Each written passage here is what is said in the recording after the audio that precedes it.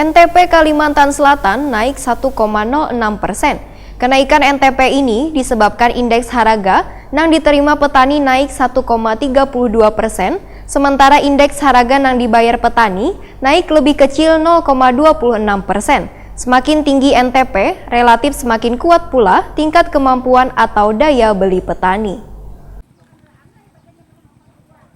Nilai tukar petani yang diperoleh dari perbandingan indeks harga yang diterima petani terhadap indeks harga yang dibayar petani merupakan salah satu indikator untuk melihat tingkat kemampuan daya beli petani di pedesaan. NTP juga menunjukkan daya tukar dari produk pertanian dengan barang wan jasa yang dikonsumsi maupun untuk biaya produksi. NTP juga menunjukkan daya tukar dari produk pertanian dengan barang wan jasa yang dikonsumsi maupun untuk biaya produksi. Semakin tinggi NTP, relatif semakin kuat pula tingkat kemampuan atau daya beli petani. Demikian dipadahkan Kepala BPS Kalimantan Selatan Diah Utami, wayah jumpa media. Pada November 2019, NTP Kalimantan Selatan ujar Diah Utami tercatat sebesar 95,50 atau naik 1,06%. Jika dibandingkan NTP pada Oktober 2019 yang mencapai 94,49%. Kenaikan NTP ini disebabkan indeks harga yang diterima petani naik 1,32%. Sementara indeks harga yang dibayar petani naik lebih kecil 0,26%, di mana indeks konsumsi rumah tangga naik 0,28%, dan indeks BPPBM naik 0,19%. Jika dilihat masing-masing subsektor pada November 2019, terjadi kenaikan nilai NTP gabungan disebabkan naiknya NTP subsektor tanaman pangan 1,06%, subsektor tanaman hortikultura naik 0,83%, tanaman perkebunan rakyat naik 1,67%, subsektor peternakan naik 1,22%, sedangkan subsektor perikanan turun 0,14%. Dari 4 provinsi di Pulau Kalimantan yang melaporkan hasil survei pada bulan November 2019, ujar Diah Utami, NTP tertinggi adalah Provinsi Kalimantan Tengah sebesar 97,70%, Kalimantan Selatan sebesar 95,50%, Kalimantan Timur sebesar 94,52%, dan Kalimantan Barat 93,86%. Dilihat besarnya kenaikan NTP, Provinsi Kalimantan Selatan mengalami kenaikan tertinggi 1,06%, Provinsi Kalimantan Tengah naik 0,36%, sedangkan Provinsi Kalimantan Barat dan Kalimantan Timur mengalami penurunan masing-masing turun 0,11% dan 0,38%.